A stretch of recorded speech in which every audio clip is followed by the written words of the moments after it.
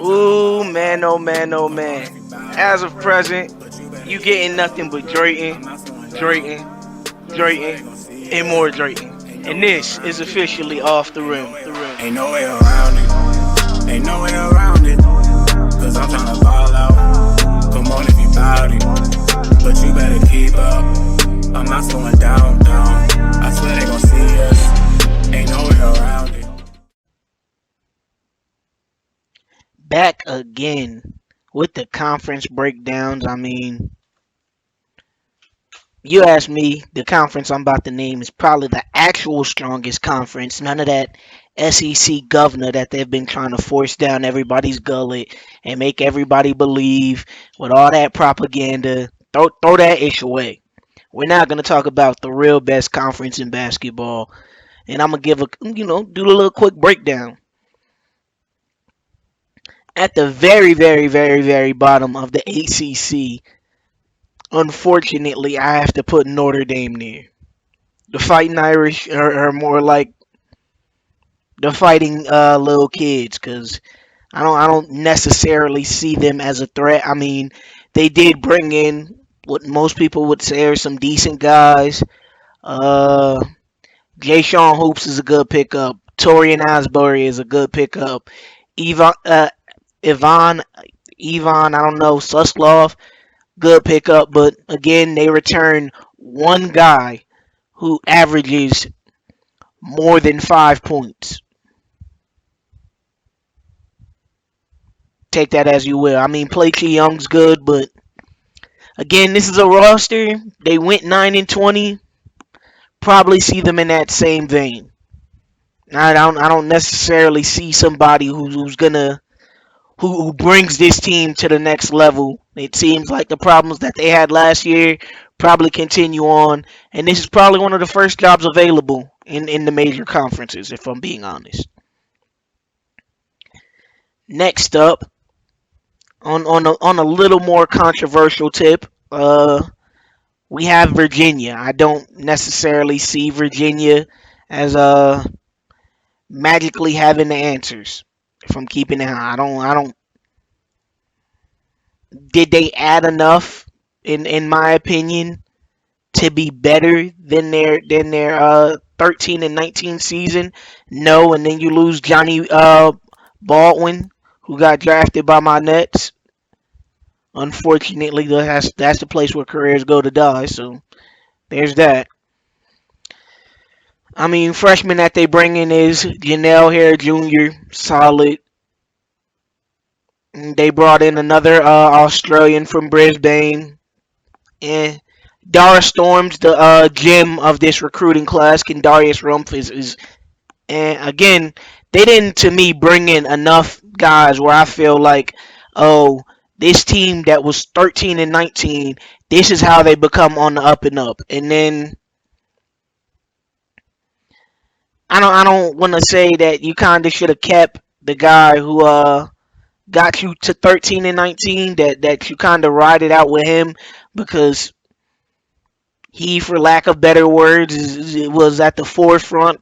He more than likely did the vast majority of the recruiting on the roster. So to not bring him back is one of those head scratchers that happens in college basketball all the time. So there's that on that. Again, that for me puts Virginia as the second worst team. I mean, third worst. This is where it starts to become up for debate and where people can start arguing. I don't necessarily see. I don't see it with Virginia Tech. I don't. And this is at this point. This is sounding like I just hate Virginia schools, and that's not true. But you look at the rosters, and again, we're having a similar conversation. For what you lost, you didn't necessarily return of investment. You didn't. There wasn't much of an overhaul. Again, I'm not saying they didn't bring in good guys. They brought in some decent guys. Adonis McNeil, definitely a fan of his game. I think he'll be solid. Judah Western is solid, and then That's pretty much on the new additions, and then Braxton, Skylar, and Newly Cox kind of got to take it up another level. Von Rushing was for a 7'1" big. I need more than 8 and 7. In 30 minutes of play, I need more than 8 and 7, especially when your team attacked a lot downhill and you had a lot of second chance opportunities you could have got. I mean, Newly Cox and Braxton Skyler, if they do take it up, they probably are middle of the pack in the ACC. Unfortunately, that 25-6 that they reached, they won't be touching that. Unfortunately, and it's just how the cookie crumbles.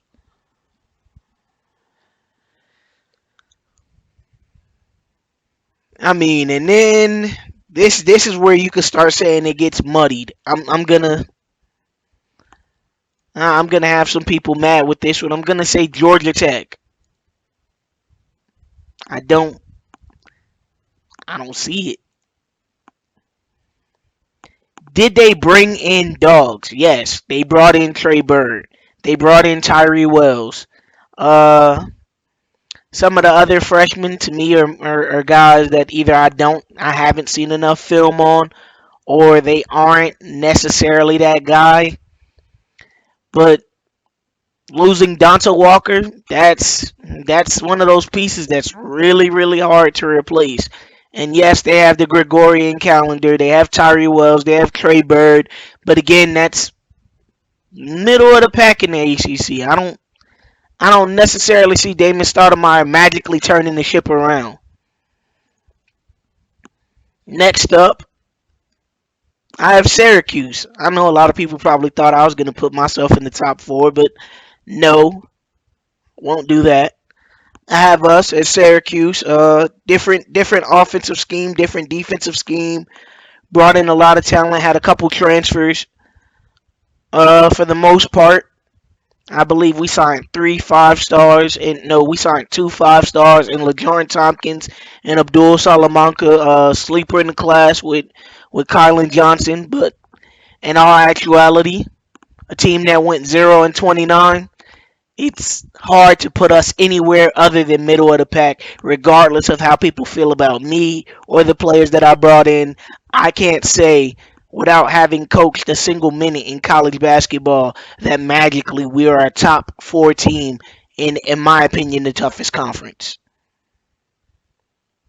Next up, we got Duke. I do in fact have Duke ahead of us, but it's because Coach John Shire is probably going to get more out of these guys than what I feel about these guys. I don't necessarily feel like this is a strong Duke team, if I'm being honest. Demario Duval now has to take that role and make that step and be a leader. And anybody who's familiar with how he was in prep and how he's been for Duke, that's kind of not that's not who he is. I mean, we're hoping Roderick Little takes that step defensively and is leading them in that way, but not to attack the freshmen that Duke brought in, but Duke's usually known for bringing in top flight. Like when you're talking about Duke, you bring them up in the vein of the Kentuckys, the North Carolinas, those schools, the UCLA's, the schools that are so blue blooded that automatically, if you're a 5 star, that you believe that if you believe you're good at basketball, you should believe. It's one of those things like where if you believe you're good, you believe you should have an offer from Duke. It's one of those schools that it's kind of like a staple of your talent. Like, hey, I'm that guy. That's why I have an offer from Duke.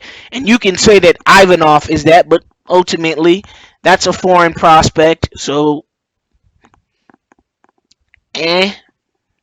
I don't think him and Ilgauskas actually pair well. They both are slow-footed and would probably lose to me in a race, and I only got one good knee. I mean, Anthony Rivers is somewhat of a sleeper. I went and did a deep dive on his film. He's actually good. I think Pablo Guzman is good, but how this team comes together, either the freshmen don't play and you go really heavy and dive ultimately into the idea that we're going to play through our veteran leadership, or the young guys play and I feel like they're not really impactful because They to me don't look like they're pieces that mesh. They're decent pieces. They're pieces that will probably be better on some other teams, but they don't look like pieces that mesh. I think there's some of these kids that, in fact, fell in love with the name over what the school actually brings. Next, we got Florida State. I mean, apples to oranges. I mean, if we're talking about this Florida State team, they have a lot. They bring in Josiah Cook. Garrett Hart comes back. I mean, you look at this roster. There's a lot to be hopeful for. Tydrekian Walker the third from the originators, who I believe he was Connecticut Player of the Year. Somebody double check me on that. And then you have Garrett Hart, then Josiah Cook. It's that they have so much, and then Darius McBride. They have all these extra pieces along what was already there, and then they were a scrappy, hard fought team. Everybody returns. A lot of guys are willing to take that extra step, and then the pieces that they add are complementary pieces. I mean, and this goes without saying. Give me Miami. Now, what I'm about to say is about to be blasphemous for most people, but I say things that I believe are true, and feel free to argue with me. If you ask me, this Miami team takes the step up with Kevon Jackson coming back. They have Jordan Smith, who's solid.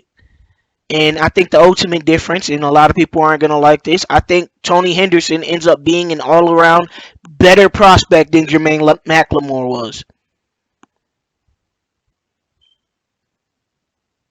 Had to let that breathe for a little bit so y'all can hear me, so I'll say it again. I think Tony Henderson is a better prospect than Jermaine McLemore is. Truth be told. And then Sean Miller, absolute monster of a coach. You know you're going to get a lot of great defense from this team. And he probably brings a lot of these guys to that next level. I mean, he's so good of a coach. He got Braylon Burleson drafted in the first round, and that guy was a walk-on. Like, what are we talking about here?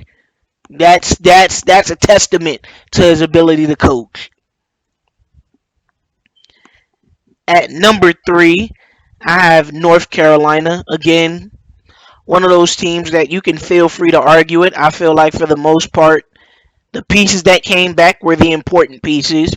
They bring back KPJ. They bring back Kamarion Bracken. They bring back Kadarius Stack Jr. It's a lot of juniors on this team, ironically. They bring back Miles James. And then they add guys that, to me, are next level.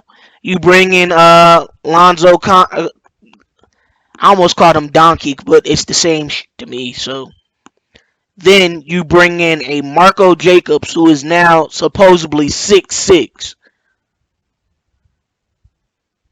Let that breathe a little bit. Marco Jacobs is now 6'6". Then Trayvon Patrick. I mean, when you look at this roster, it's like the one thing that they probably didn't have because of how basketball works is they kind of had to depend on Bam Wallace and Kamarion Bracken, and they kind of didn't have reserve scoring for real. But now they have reserve scoring because Julian Marks can definitely play that consistent role off the bench. KPJ was doing a great job in facilitating. He led the team in steals.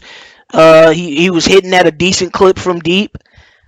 Now he can focus more on that because Marco Jacobs is an elite ISO scorer. Trayvon Patrick is a human highlight reel. Kamarion Bracken comes off the bench and lights it up. Lonzo Conkey comes off the bench, lights it up. And then they have guys that can play those other roles that allow the bigs to be more dominant. I know KPJ had his own thing about saying wanting more offensive bigs on the team. I think the bigs that they have are fine, but I look at this North Carolina team, and this looks like one of those teams that Hubert Davis built that had a deep run.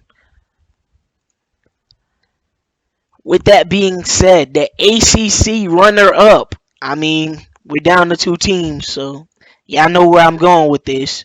The AC runner-up is no other than Wake Forest. And for this one, I say argue with your mama, because anybody who knows prep basketball knows that one thing that Coach Skinny does is he brings culture. And the culture changing for a team that had talent last year and returns a decent amount of that talent, along with bringing in nothing but the best of the best. He brings in Nick Brewer, 5-star talent. Nobody can argue that. James Canton, 5-star talent. Nobody can argue that. Antoine King, an absolute monster. Errol Redford, an absolute monster. And then you have guys like Kyrie Brown. I personally coached the kid. Know for a fact he can shoot the wings off of a fly. Connor Gregor, who can come off the bench or start in that two-man game. Again, this Wake Forest team looks like what people think my Syracuse team looks like. This Wake Forest team 100% is rebuilt and ready to dominate the ACC. Do I think they make it super deep in the tournament? Ultimately, no, because I'm somebody who doesn't believe that heavy freshman teams ever go far. I think they absolutely dominate in the ACC. But tournament runs are all ultimately won by more veteran leadership, and we've seen that with Xavier and UCLA.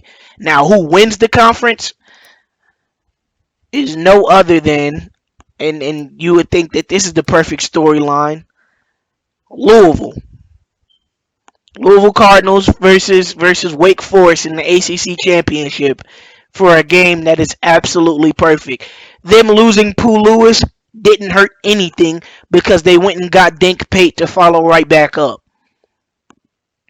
They have Kelvin Warley Talbert. And then they bring in Zion Elias McKibbins, another kid that I coached.